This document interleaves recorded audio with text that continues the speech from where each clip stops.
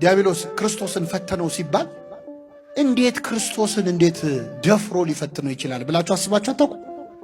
እናስባለን። ሰይጣን መስቀል ይፈራል አይፈራም? ይፈራል አይደል? ጠበል ይፈራል አይፈራም? ክርስቶስንስ አይፈራም? ይፈራል አይፈራም? መስቀልን የሚፈራው ማን ተሰቅሎበታል ብሎ ነው?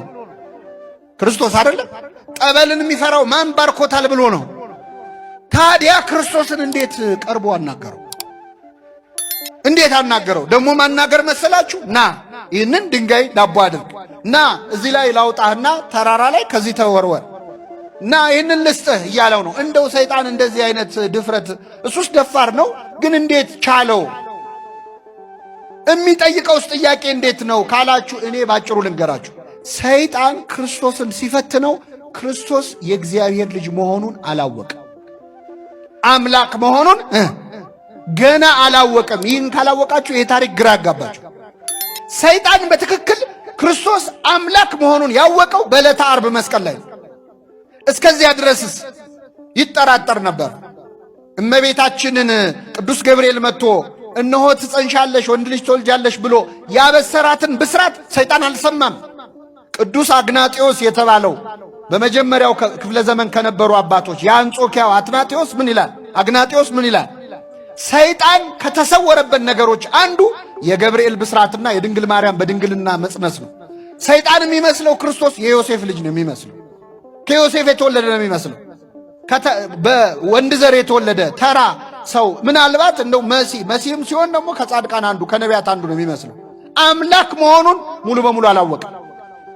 መጠራጠር ግን ጀምሮ ነበረ። መቼ መሰላቸው የተጠራጠረው?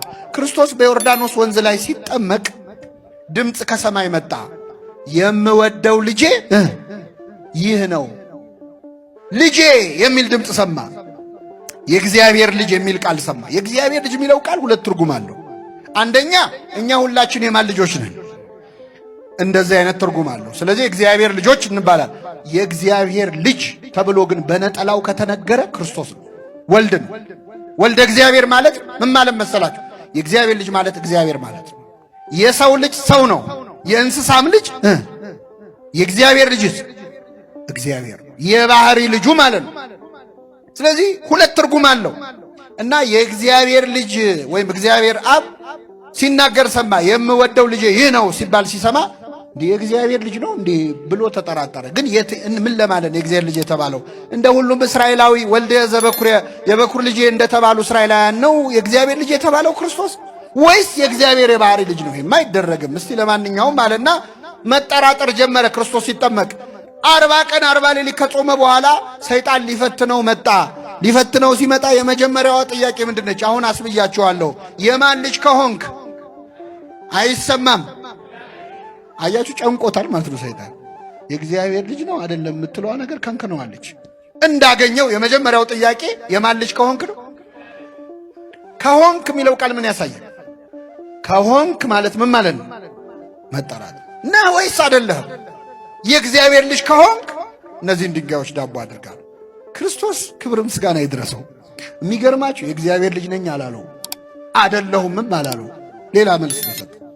ሰይጣን ተረበሸ። 3 ዓመት ሙሉ ነው የተሰቃየው። በነገራችን የእግዚአብሔር ልጅ ሆይ የእስራኤል ቅዱሱ ልታጠፋን መጣህን ይላሉ አጋንንት ክርስቶስ ሲመጣ ሲያዩ።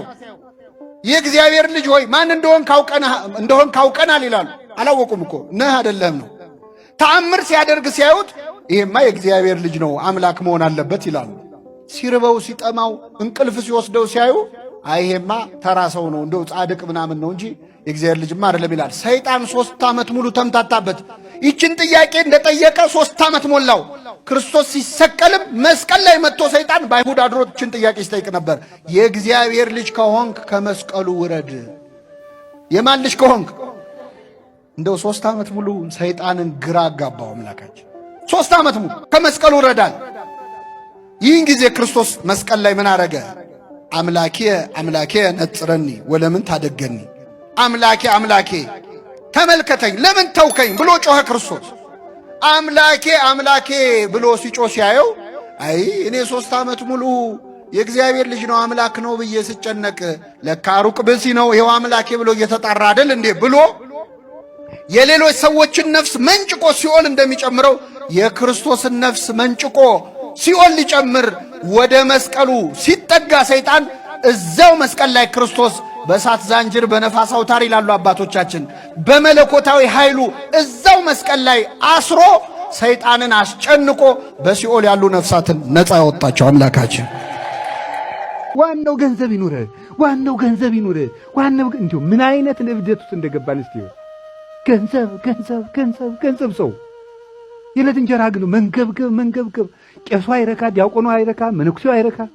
ምን ሊባል ይችላል? ይሄን የገንዘብ ፍቅር ልቡናችን መሃል ላይ ተቀምጦበታል። በቀኝም በግራም ገንዘብ ነው ዛሬ የሚመለከው። ዛሬ ምን ችግር አለ? ዲቁና ይሸጣል፣ ቅስና ይሸጣል፣ ምንኩስና ይሸጣል፣ ሁሉም ይሸጣል። ዛሬ ጵጵስናም ሊሸጥ እየተቃረበ ነው፣ እየተሸጠ ነው። አሁን በመካከሉ ላይ አላያችሁ ጌታ ምን እንዳለ ታውቃላችሁ? እይክል አሃዱ ገብር ለክልያ ጋይስ ተቀንዮ። ሰው ለሁለት ጌቶች መገዛት ይችላል ነው የተባለው እንዴ? አይቻልም። ለምን? አንዱ ቆል የሁለት ጌቶች ባሪያ ከሆነ ጌቶቹ ማን ይባሉ? ለምሳሌ ሞላና ዘለቀ ቢሆኑ ዘለቀ ደጋ ሂድ ብሎ ያዘዋል፣ ሞላ ቆላ ብሎ ሂድ ብሎ ያዘዋል። ለማንኛው ይወጣል ይሄ ሰውዬ? አንድ እግሩና አንድ እጁን ቆላ፣ አንድ እግሩና አንድ እጁ ደጋ ይሰደው። ለሁለት ጌቶች መገዛት አይቻልም።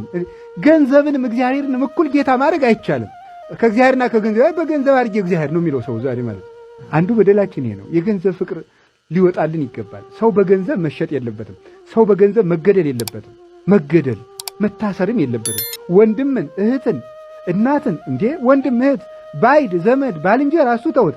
እናት አባት እኮ በገንዘብ ይገደላሉ፣ በገንዘብ ይሻጣሉ፣ በገንዘብ ይከሰሳሉ፣ ይታሰራሉ።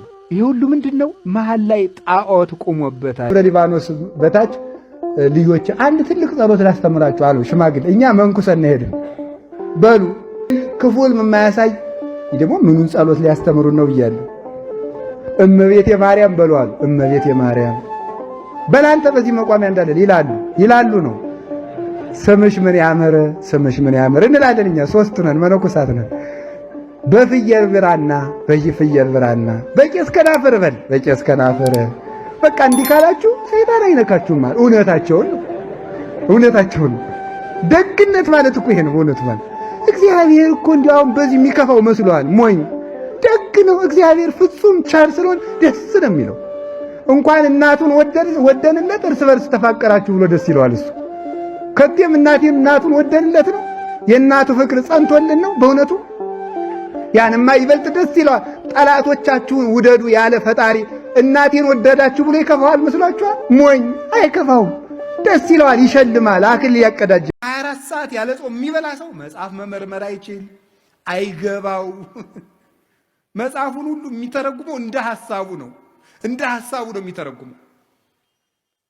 እንደሚመቸው ነው የሚናገረው። ስለዚህ የጠፋ ምስጢር የሚገልጥ ጾም ነው። አባቶቻችን ይሄንን ጾም ጾመው ብዙ በረከት አግኝተውባታል። ሞትን ተቃውመዋል። አስቴር ይሄንን ጾም ጾማለች 3 ቀን። አስቴር 3 ቀን በመጾሙ ያገኘችው ምንድን ነው? በ127 ሀገሮች በሙሉ ተበትነው የነበሩ የሞት ደብዳቤ የተጻፈባቸውን ወገኖቿን ከሞት አድናለች። 3 ቀን ጾማ እግዚአብሔር ለምና በ3 ቀን ጾም የአንድ ሀገር ሕዝብ ሊጠፋ ሲል ሰይፍ ያስመለሰ ጾም ነበር 3 ቀን።